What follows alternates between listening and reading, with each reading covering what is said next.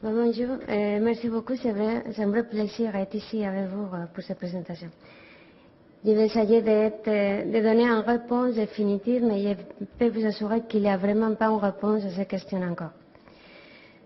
Bon, si on regarde les recommandations actuelles, on voit que la recommandation américaine suggère d'implanter un pacemaker chez les patients qui sont en bloc AV de haut degré, qu'on pense qu'il ne va pas résoudre les jours après la chirurgie cardiaque.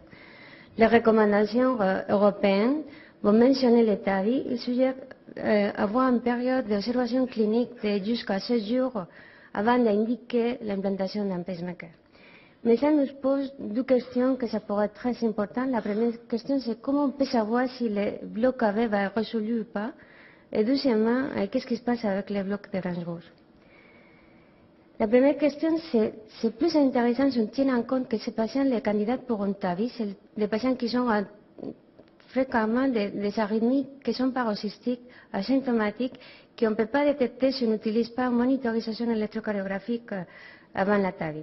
Et comme ça, vous pouvez voir ici que presque un petit peu plus de 30% des patients avec un bloc AV après la procédure TAVI avaient déjà les blocs AV pré-TAVI qu'on avait détecté avec l'utilisation de la monitorisation électrocardiographique et que les 3% des patients avec un TAVI peuvent avoir des événements de bloc AV transitoires asymptomatiques qu'on ne peut pas détecter non plus si on n'utilise pas moniteur électrocardiographique.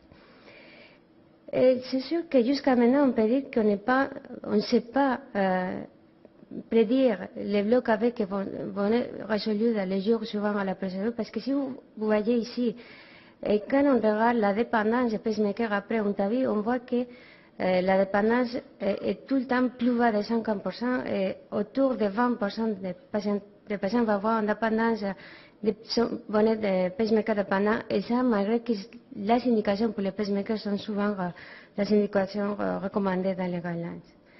Probablement, c'est pour ça la raison qu'à différence de ça qu'on voit dans la pratique clinique habituelle, l'implantation d'un pacemaker n'a pas été associée avec une augmentation de mortalité, événements cardiovasculaires ou insuffisance cardiaque, sauf dans les dernières études de Parner qui viennent de tout juste être publiées. Ils ont trouvé une augmentation de mortalité et hospitalisation chez ces patients-là. Mais quand on regarde ces données-là, on peut voir que la cause de mortalité chez les patients avec un pacemaker était une cause de mortalité pas cardiovasculaire, premièrement. Et deuxièmement, ces patients avec plus d'insuffisance rénale, avec dialyse, avaient besoin de plus de support hémodynamique, et ces variables n'étaient pas incluses dans l'analyse multivariée. Par contre, on avait trouvé que l'implantation d'un pacemaker chez ces patients TAVI était reliée à une pire évolution de la fonction ventriculaire dans les suivis. Et ces données étaient aussi confirmées plus tard avec, comme vous voyez ici, une pire évolution de tous les paramètres hémodynamiques chez les patients avec une implantation d'un pacemaker. On arrive à la deuxième question. Qu'est-ce qui se passe avec un bloc de branche gauche? L'association entre les blocs de branche gauche et les blocs AV syncope mort subite était déjà décrite dans la littérature chirurgicale. Et dans les patients TAVI, on avait trouvé une association entre le bloc de branche gauche et la progression à bloc AV, de façon que les patients avec un bloc de branche gauche peuvent avoir jusqu'à 3 fois plus besoin d'un pacemaker que les patients sans bloc de branche gauche persistant après le TAVI. Mais encore plus intéressant, on avait vu que quand on implante un pacemaker après le TAVI, ces patients ont moins de taux de mort inattendu que les patients sans pacemaker. Et quand on regarde ça avec un petit peu plus de détails, on peut voir que les patients avec un bloc de branche gauche persistant après la procédure vont avoir un plus haut risque d'avoir une mort subite. Et de façon très intéressante, si à ces patients on implante un pacemaker, le risque de mort subite devient presque pareil à ces patients sans un bloc de branche gauche. Si on analyse les critères électrocardiographiques qui pourraient être reliés ou prédire les plus hauts risques de mort subite chez les patients avec un bloc de branche gauche, on voit que ces patients avec un QRS, duration de QRS plus haut de 160 millisecondes avaient plus haut risque d'avoir une mort subite. Et presque les 10% de ces patients pourraient avoir une mort subite dans les 2 années suivantes à la procédure.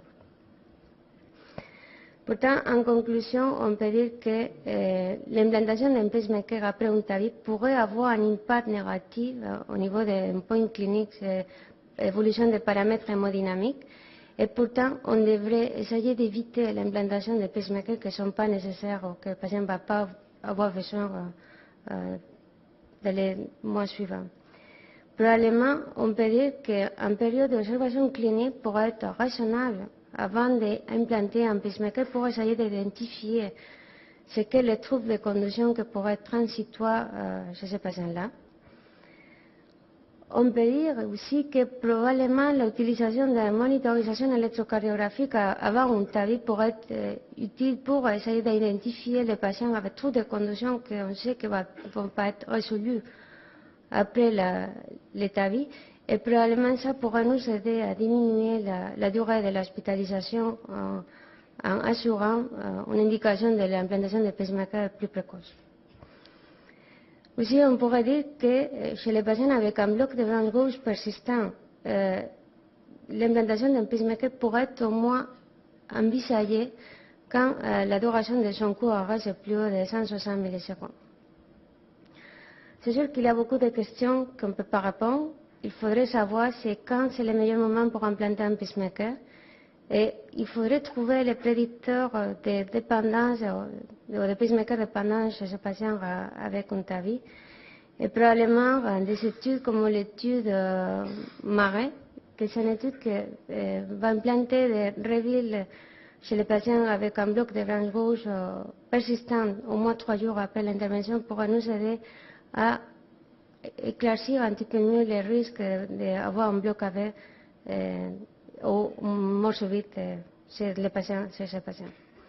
Et voici les critères d'inclusion pour l'étude Marais. C'est une étude qui était l'investigateur principal, c'était Joseph Rodenskauer. Merci beaucoup.